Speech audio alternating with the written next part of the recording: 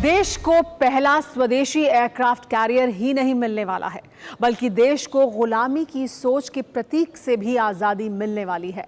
नौसेना को नया ध्वज मिलने वाला है। क्यों अभी तक जो ध्वज था नौसेना का, उसे गुलामी का प्रतीक कहा जा रहा है, और क्यों ये जो नया ध्वज है वो गुलामी के प्रतीक से आजादी के तौर पर देखा जा रहा है, आप भी देखिए।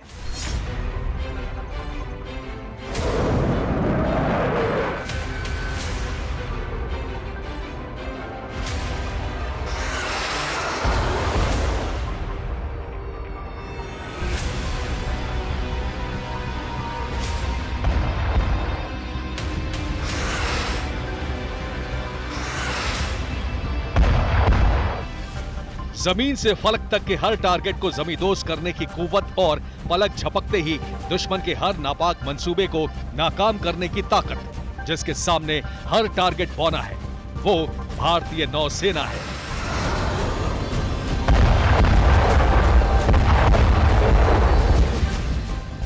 देश की समुद्री सरहदों की प्रहरी इंडियन नेवी अब नया इतिहास रचने वाली है। कॉलोनियल काल की हर निशानी को मिटाकर नेवी को नया फ्लैग मिलने वाला है। प्रधानमंत्री मोदी नेवी के नए फ्लैग का अनावरण करेंगे। ऐसे में यह जानना जरूरी है कि आजादी के 76 साल बाद नेवी का फ्लैग बदलने की जरूरत क्यों पड़ी। भारतीय नौसेना का फ्लैग कितनी बार बदला गया है। नए नेवल फ्लैग को क्यों गुलामी के प्रतीक से मुक्ति माना जा रहा है। इन सवालों का जवाब प्रधानमंत्री मोदी का गुलामी की सोच से मुक्ति का संकल्प है। प्रधानमंत्री की सोच और साहसिक फैसले लेने की ताकत से ही देश गुलामी के हर प्रतीक से मुक्त हो रहा है। किसी भी कोने में हमारे मन के भीतर, हमारे आदतों के भीतर गुलामी का एक भी अंश अगर भी अभी भी है तो उसको किसी भी हालत में बचने नहीं देना। सवाल यह है कि नेवी के फ्लैग का अंग्रेजों की गुलामी से क्या ताल्लुक है। जानना चाहते हैं तो गौर से देखिए। आजादी के बाद अब तक 4 बार नेवी का झंडा बदला गया है। पहली बार 1950 में नेवी के निशान में बदलाव किया गया था। भारत जब गणराज्य बना तो नेवी के क्रेस्ट और झंडे को इस तरह बदला गया ताकि वो आजाद भारत को दर्शाए। हालांकि इसमें सेंट जॉर्ज का रेड क्रॉस रहने दिया गया। यूनियन जैक को हटाकर टॉप में तिरंगा जोड़ा गया। 51 साल तक नेवी का यही झंडा रहा। फिर 15 अगस्त 2001 को नेवी का फ्लैग बदला गया। इस बार कॉलोनियल मानसिकता की निशानी सेंट जॉर्ज के रेड क्रॉस को हटा दिया गया। लेकिन 3 साल बाद ही 2004 में नेवी के निशान में सेंट जॉर्ज के लाल यानी रेड क्रॉस की वापसी हुई और नेवल क्रेस्ट को हटा दिया गया। बताया गया कि नीले रंग का क्रेस्ट दूर से साफ नहीं दिखाई देता था। क्रॉस लाल रंग का था, इसलिए उसकी वापसी हुई। साथ ही इसमें अशोक चिन्ह को भी जोड़ दिया गया। फिर 2014 में गृह मंत्रालय के निर्देश पर अशोक चिन्ह के नीचे सत्यमेव जयते भी लिखा गया। नेवी का निशान यानी फ्लैग अभी सफेद रंग का है, जिसमें वर्टिकल और हॉरिजॉन्टल लाल पट्टियां हैं, जो सेंट जॉर्ज के क्रॉस का प्रतीक है। इसमें अशोक चिन्ह है, जिसके नीचे सत्यमेव जयते लिखा है। साथ ही टॉप कॉर्नर में तिरंगा है। नया फ्लैग कैसा होगा इसे भी जाहिर नहीं किया गया है, लेकिन माना जा रहा है कि अंग्रेजों की गुलामी की निशानी सेंट जॉर्ज के क्रॉस को हटा दिया जाएगा। सफेद रंग पर लाल क्रॉस को सेंट जॉर्ज क्रॉस के रूप में जाना जाता है, जिसका नाम एक ईसाई संत के नाम पर रखा गया है। माना जाता है कि सेंट जॉर्ज तीसरे धर्म युद्ध के एक योद्धा थे। इंग्लैंड के नेशनल फ्लैग पर भी सेंट जॉर्ज क्रॉस का निशान है। अंग्रेजों के गुलाम रहे ज्यादातर देश गुलामी की इस निशानी से मुक्ति पा चुके हैं। ऑस्ट्रेलिया, न्यूजीलैंड और कनाडा की नेवी अपने झंडे से अंग्रेजी संत का अंत कर चुकी है। अब बारी हिंदुस्तान की है।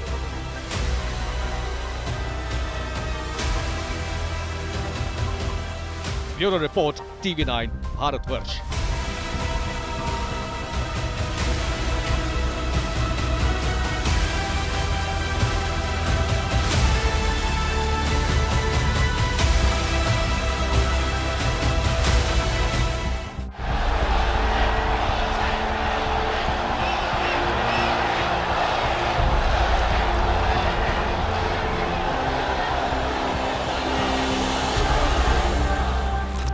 चले या न चले, करे या न करे,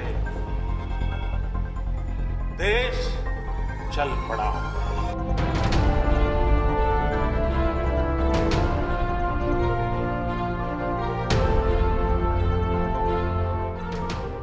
नरेंद्र मोदी ने 2013 में ये बात कही थी और यहीं से देश की राजनीति की दिशा और दशा बदलने की शुरुआत हुई। एक ऐसी शुरुआत जिसने देश की तस्वीर और तकदीर बदल दी। मैं 5T की बात करता हूं। Talent, tradition, tourism, trade, technology. 2014 के बाद प्रधानमंत्री मोदी ने वो हर फैसला लिया जो देश के आखिरी छोर की अंतिम पंक्ति में खड़े हिंदुस्तानी के लिए जरूरी था। वरना कौन जानता था कि किसी देश में सफाई के नाम पर देशव्यापी अभियान चलाया जा सकता है। मैंने मेरे राज्य में बड़े हिम्मत के साथ एक बात कही है और लगातार कहता हूं। जो मेरी छवि है वो ये हिम्मत नहीं कर सकता है, लेकिन मैं करता हूं। मैं कहता हूं, पहले शौचालय फिर देवालय। 2014 के बाद देश को स्वच्छ बनाने के जिस मिशन का आगाज हुआ, उसने हर शहर से लेकर कस्बे तक की तस्वीर बदल दी। प्रधानमंत्री बनने के बाद नरेंद्र मोदी ने देश में सफाई मिशन के साथ ही देशवासियों के जहन से गुलामी की हर निशानी मिटाने का बीड़ा उठाया। शुरुआत अंग्रेजों के जमाने से चले आ रहे कानूनों से हुई। हमारे देश में ऐसे कितने लेबर कानून रहे हैं जो अंग्रेजों के समय से चले आ रहे हैं। बीते 8 वर्षों में हमने देश में गुलामी के दौर के और गुलामी की मानसिकता वाले कानूनों को खत्म करने का बीड़ा उठाया। प्रधानमंत्री ने जो कहा वही सच्चाई है। आजादी के बाद भी देश में कई कानून ऐसे थे जो म्यूजियम में अवशेष की तरह सालों से चले आ रहे थे। गुलामी की गंध लिए इन कानूनों को हमेशा के लिए खत्म कर दिया गया। 2014 से अगस्त 2016 के बीच 1175 पुराने कानूनों को हटाया गया। 2014 से अब तक 1500 से ज्यादा कानून खत्म किए जा चुके हैं। इनमें से ज्यादातर कानून अंग्रेजों के जमाने से चले आ रहे थे। सरकार के मुताबिक ऐसी 25,000 शर्तों को भी खत्म कर दिया गया है जो आजादी के पहले से ही चली आ रही थी। हमने करीब 1800 ऐसे कानूनों को चिन्हित किया था जो अप्रासंगिक हो चुके थे।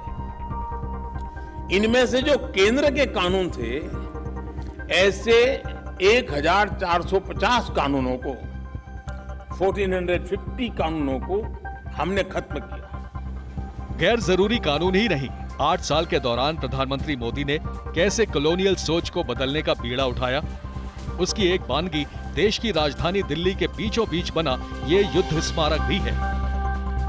इस स्मारक में हजारों शहीदों के नाम अंकित हैं, जो देश की वर्तमान और आने वाली पीढ़ियों को राष्ट्र सेवा और राष्ट्र निर्माण के लिए प्रेरित करती रहेगी। दिल्ली में शहीदों की याद में इंडिया गेट पहले से ही था, जिसे अंग्रेजों ने पहले विश्व युद्ध और तीसरे एंग्लो अफगान वॉर में शहीद हुए भारतीय सैनिकों की याद में बनवाया था। इन युद्धों में भारतीय सैनिक अपनी स्वेच्छा से शामिल नहीं हुए थे। युद्ध लड़ने का फैसला भी ब्रिटिश सरकार का था और इस युद्ध में जो भारतीय सैनिक शहीद हुए वो भी अंग्रेजी हुकूमत के लिए लड़ रहे थे। यानी इंडिया गेट भारत का स्वाभिमान तो है, लेकिन ये आज भी भारत को अंग्रेजों की गुलामी की याद दिलाता है। जबकि नेशनल वॉर मेमोरियल देश के उन सभी शहीदों को समर्पित है जिन्होंने आजादी के बाद देश की रक्षा करते हुए अपने प्राणों की आहुति दी। इस वॉर मेमोरियल में कुल 25,942 शहीदों के नाम अंकित हैं। ये स्मारक इस बात का भी प्रतीक है कि संकल्प लेकर उसे सिद्ध कैसे किया जाता है। विरोधियों ने लाख सवाल उठाए, हजार बातें बनाई, लेकिन देश की जनता ने प्रधानमंत्री मोदी के हर फैसले को दिल से कबूल किया, जिसकी तस्दीक सेंट्रल विस्ता प्रोजेक्ट कर रहा है। प्रधानमंत्री मोदी अगले हफ्ते सेंट्रल विस्ता का उद्घाटन कर सकते हैं। 8 और 10 सितंबर के बीच सेंट्रल विस्ता का उद्घाटन हो सकता है। सेंट्रल विस्ता के तहत इंडिया गेट से लेकर राष्ट्रपति भवन तक के बीच 3 किलोमीटर के क्षेत्र को नए सिरे से बसाया जा रहा है, जिसमें नए संसद भवन का निर्माण, प्रधानमंत्री, उपराष्ट्रपति के आवास के साथ साथ कई नए सरकारी दफ्तर होंगे। विरोधियों ने इसे लेकर कई बार सवाल उठाए, लेकिन प्रधानमंत्री मोदी का नए भारत निर्माण का मिशन नहीं रुका। जो लोग सेंट्रल विस्टा के प्रोजेक्ट के पीछे डंडा लेकर के पड़े थे, वे बड़ी चतुराई से, बड़ी चालाकी से सेंट्रल विस्टा प्रोजेक्ट का ये भी एक हिस्सा है। 7,000 से अधिक सेना के अफसर जहां काम करते हैं, वो व्यवस्था विकसित हो रही है, इस पर बिल्कुल चुप रहते थे। प्रधानमंत्री मोदी कड़े और लीक से हटकर साहसिक फैसले लेने से नहीं हिचकते हैं। वो इस बात से भी नहीं हिचकते हैं कि जिस राह पर चलने का फैसला किया है वो कहां तक जाएगी और उसके क्या नतीजे निकलेंगे। यही वजह है कि 8 साल में कई ऐतिहासिक फैसले लेने वाले मोदी की कूटनीति, रणनीति और विदेश नीति की दुनिया कायल हो चुकी है। देश के लिए बहुत बड़ी बात है। जिस प्रकार से भारत देश एक सिविलाइजेशन है अपने आप में, हमारी अपनी सोच है, और जो आप लोगों ने सवाल पूछा है कि कॉलोनियल माइंडसेट से हमें निकलना चाहिए, स्वाभाविक है नवाचार और इनोवेशन के माध्यम से हमारे आदरणीय प्रधानमंत्री नरेंद्र मोदी जी भारत को एक नई पहचान देने में, विश्व पटल में एक नई पहचान देने में सदैव कामयाब रहे हैं। जिन फैसलों का जिक्र करने भर से देश की सियासत का पारा हाई हो जाता था, उन्हीं मुद्दों को सूझबूझ और सटीक नीति से निपटा लिया गया। अंग्रेजों की गुलामी के प्रतीक भी उसी तरह खत्म किए जा रहे हैं।